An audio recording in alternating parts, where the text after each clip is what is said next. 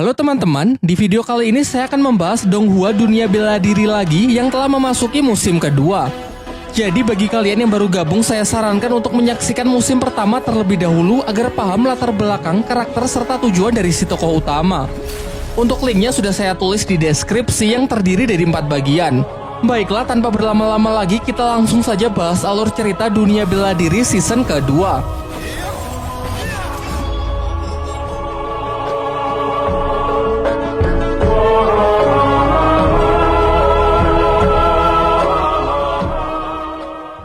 Di awal film terlihat rombongan klan Lin sedang dalam perjalanan untuk mengantarkan batu permata.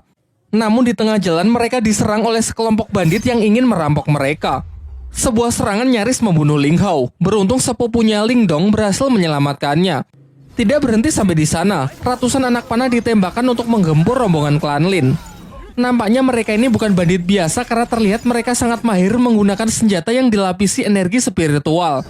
Sampai akhirnya Lin Dong menyuruh Lin Hong dan rekan-rekan lainnya untuk segera pergi, sementara dirinya akan tetap tinggal untuk bertarung demi mengalihkan perhatian para bandit tersebut. Sebelum bala bantuan dari musuh datang, ia pun segera melepaskan ledakan energi dari teknik gerbang ajaibnya agar bisa segera mengakhiri pertempuran. Setelah kembali, Lin Dong menceritakan apa yang baru saja ia alami kepada ayah dan kakeknya.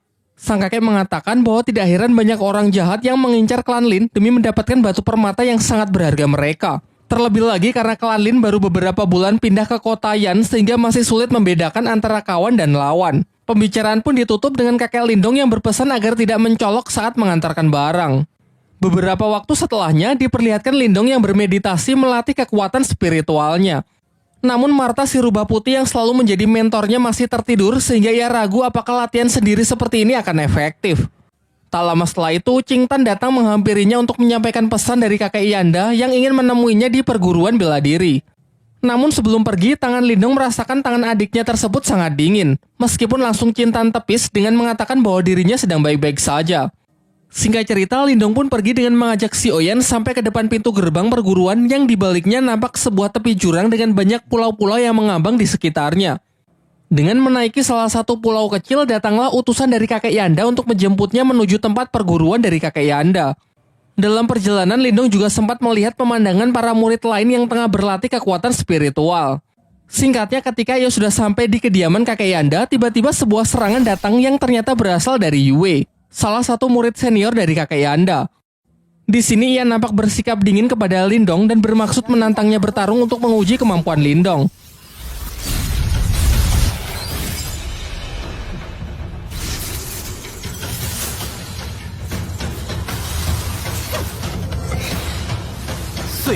Namun ketika pertarungan mereka sudah mulai serius, kakek Yanda datang untuk segera menghentikan mereka. Kakek Yanda lalu menjelaskan bahwa tak lama lagi akan diadakan pertandingan antar perguruan bela diri yang disebut pertarungan menara. Namun di 2 pertandingan sebelumnya, perguruan bela dirinya telah mengalami kekalahan, sehingga jika pertandingan kali ini ia kalah lagi, maka kepemimpinan dari perguruannya akan diambil alih oleh perguruan bela diri dari kota sebelah, yakni perguruan bela diri kota Tianhou. Jadi tujuannya memanggil Yue dan Lin Dong adalah untuk meminta bantuan agar mereka bersedia berpartisipasi mewakili perguruan bela diri kota Yan miliknya. Menurutnya dengan kekuatan spiritual Lin Dong yang telah mencapai tingkat lumayan tinggi, ia yakin kalau Lin Dong bisa memberikannya harapan. Lin Dong pun bersedia membantu mengingat jasa kakek Yanda yang beberapa waktu yang lalu telah menyelamatkan nyawa adiknya. Setelah pembicaraan mereka, kakek Yanda meminta Yue agar menemani Lin Dong berkeliling. Di sisi lain, di kota Tianhou diperlihatkan seorang kakek bernama Han Yu memiliki beberapa murid dengan kekuatan spiritual tingkat tinggi. Ia lalu menyuruh salah satu muridnya yang bernama Cao Zu pergi ke perguruan bela diri kota Yan untuk mengukur sudah sejauh mana persiapan dan kemampuan para murid di sana. Sementara itu, ketika Yue mengajak Lin Dong berkeliling di perguruan bela diri kota Yan, mereka melihat kerusuhan di tengah latihan para murid di sana. Ternyata ini adalah ulah Cao Zu, salah satu murid perguruan Tianhou yang memang sengaja datang untuk merusuh sekaligus mengukur kemampuan para murid di sana. Ia sangat sombong karena sejauh ini belum ada murid di tempat itu yang bisa menandinginya. Sampai kemudian Yue iseng mendorong Lin Dong masuk ke arena untuk melawan Cao Zu. Pada awalnya Lin Dong memilih pergi turun arena karena tak ingin meladeninya. Namun ia tak bisa menahan diri lagi karena Cao Zu lah yang lebih dulu menyerangnya menggunakan teknik pedang es hitam. Di atas arena mereka pun saling mengadu teknik mereka masing-masing. Nampak benturan antar senjata mental mereka lumayan menggentarkan arena.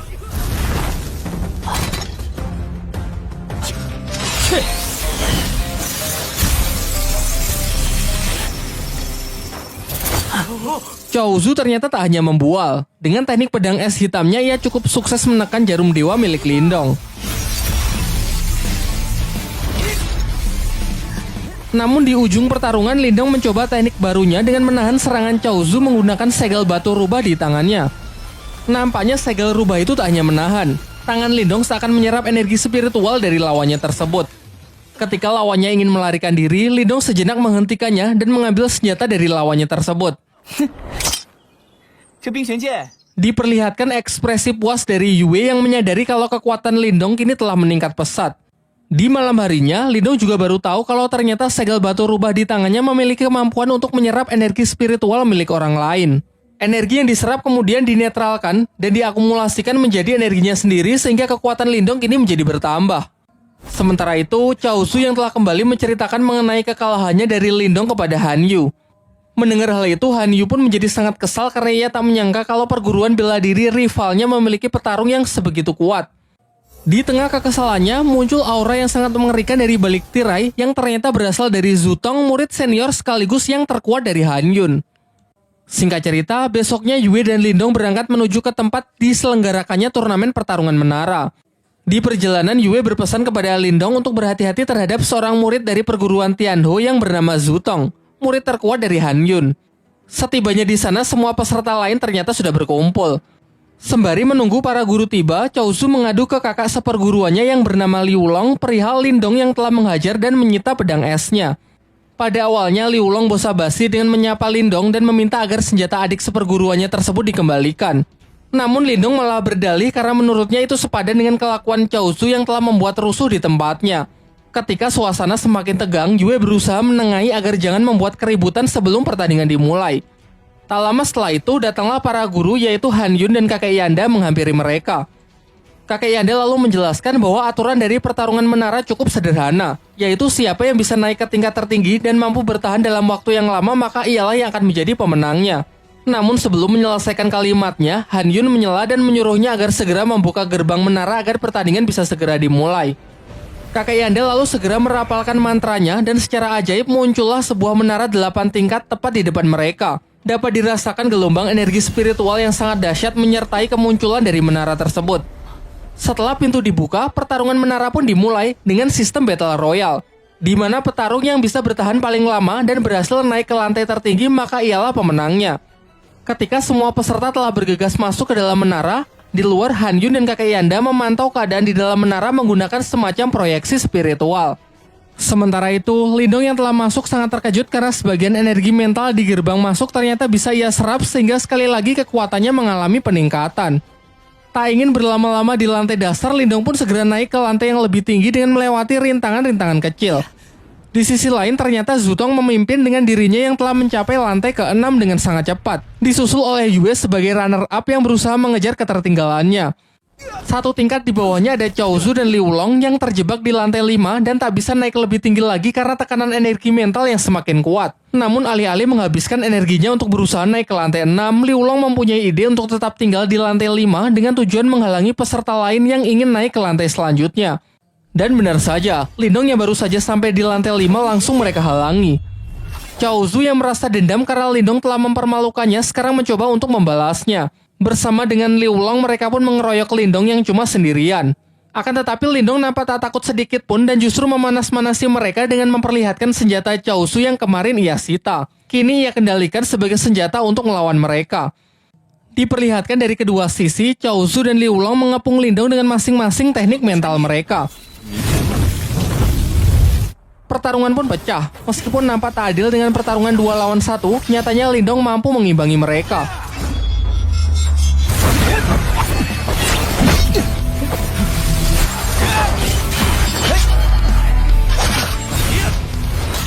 Bahkan ia cukup cakap untuk mematahkan teknik roda ganda milik Cao Zu.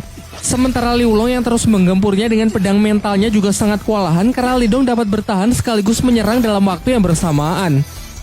Sampai akhirnya kedua saudara seperguruan ini melakukan teknik fusion dengan menggabungkan kekuatannya untuk menyerang Lindong.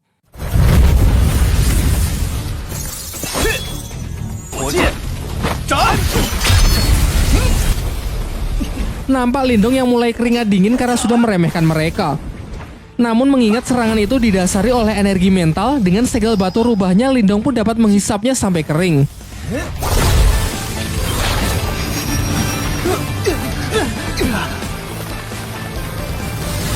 Dan ketika mereka sudah kalah, Lindong tidak lantas membunuh mereka, melainkan malah menguras dompet mereka kemudian langsung bergegas naik ke lantai 6 demi mengejar ketertinggalannya. Sementara itu di lantai 6 terlihat Yue yang berusaha keras untuk naik ke lantai 7, namun ia selalu gagal karena tekanan energi mental di sana sangat kuat yang jauh melebihi apa yang bisa ia bayangkan. Berbeda dengan rivalnya, Zutong nampak santai berpisah dengan Yue karena tinggal selangkah lagi ia sudah bisa naik ke lantai 7. Hal ini membuktikan kalau tingkat kekuatannya memanglah luar biasa kuat. Yue yang merasa kecewa dengan dirinya sendiri akhirnya melepas pegangannya karena telah kehabisan tenaga. Beruntung Lindong datang tepat waktu dan masih sempat menangkapnya. Setelah mengucapkan janji bahwa ia pasti akan menang, Lindong pun segera melompat untuk menyusul Zutong naik ke lantai selanjutnya. Di luar menara, Hanyu dan kakek Yanda hanya tahu kalau ada dua peserta yang berhasil naik ke lantai 7 tanpa tahu siapakah mereka. Pada awalnya Hanyu mengira kalau mereka pasti Zutong dan Yue. Namun kakek Yanda yakin kalau itu bukan Yue melainkan Lindong. Sementara di dalam menara, Lindong telah berhasil naik ke lantai 7. Namun tidak hanya adanya tekanan mental yang jauh lebih kuat, karena di sana juga terdapat rintangan sambaran petir yang mencegah mereka naik ke lantai 8. Terlihat Zutong yang sudah berada lebih tinggi sangat terkesan dengan Lindong yang berhasil mencapai lantai ini. Mereka pun mulai berlomba-lomba untuk bisa naik ke lantai 8. Zutong mulai menyerang Lindong untuk memperlambatnya. Akan tetapi dengan cepat Lindong bisa melewati semua rintangan sekaligus melancarkan serangan balik.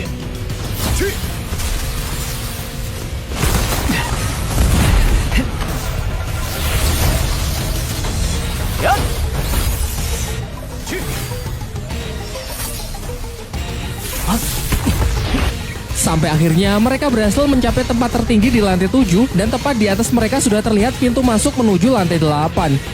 Akan tetapi tiba-tiba sebuah bola api raksasa jatuh yang siap melumat mereka. Menanggapi bahaya itu, Lindong dan Zutong pun senada mengeluarkan serangannya untuk menghancurkan bola api tersebut. Bahkan saking kuatnya, gelombang energinya masih bisa dirasakan di beberapa lantai di bawahnya. Sayangnya tak berhenti sampai di situ, keganasan dari lantai 7 pun kembali terlihat dengan munculnya pilar-pilar yang memancarkan kilatan petir siap menghancurkan apapun yang melewatinya.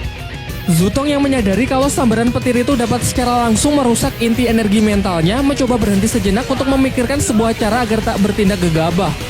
Berbeda dengan Lindong yang secara membabi buta terus menerobos penghalang petir tersebut tanpa memperdulikan resikonya. Sampai tiba-tiba ke-10 pilar itu bersatu dan membentuk seekor wujud naga raksasa. Pertarungan pun berjalan sangat tidak seimbang karena amukan sang naga yang tak terhentikan.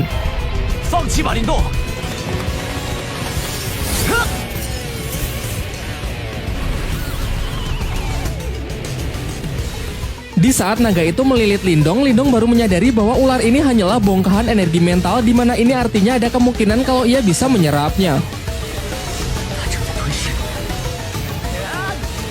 Setelah menghisap habis naga tersebut tanpa membuang waktu, Lindong pun langsung melompat ke lantai 8 meninggalkan Zutong. Di luar menara terlihat ada seorang peserta yang telah berhasil naik ke lantai tertinggi. Namun mereka semua beranggapan kalau Zutonglah yang berhasil mencapainya. Sementara itu di dalam lantai 8 terlihat ekspresi puas Lindong karena telah mencapai lantai tertinggi dan bisa memenangkan pertandingan kali ini. Di sana ia menemukan ada semacam prasasti kuno mengenai penyempurnaan teknik energi mental, sayangnya gagal ia pelajari karena tenaga Lindong yang telah terkuras habis. Namun ia tak lantas menyerah begitu saja. Di sekitarnya ia merasakan ada banyak energi spiritual yang bertebaran, ia pun bergegas menyerapnya untuk mengisi ulang tenaga sekaligus agar kekuatannya bisa naik ke tingkat 3. Di waktu yang bersamaan, para peserta yang telah gagal satu persatu keluar dari menara. Namun semua dibuat sangat terkejut saat melihat Zutong juga keluar dari menara itu dan mengakui kekalahannya dari Lindong. Kini semuanya pun sudah jelas bahwa Lindonglah yang menjadi pemenangnya. Karena tak ingin lebih dipermalukan lagi, Han Yun pun segera menarik kembali semua pihaknya untuk meninggalkan tempat ini. Singkat cerita, malam pun telah tiba. Terhitung sudah 24 jam semenjak Lindong masuk ke dalam menara. Terlihat Yue mulai cemas takut kalau sesuatu yang buruk menimpa Lindong. Sementara itu, di dalam menara lantai teratas, Lindong benar-benar berusaha keras hingga akhirnya ia berhasil mencapai kekuatan mental tingkat ketiganya. Bahkan sampai-sampai luapan energinya bocor keluar menara yang mengejutkan Yue dan kakek Yanda. Lanjut ke bagian 6.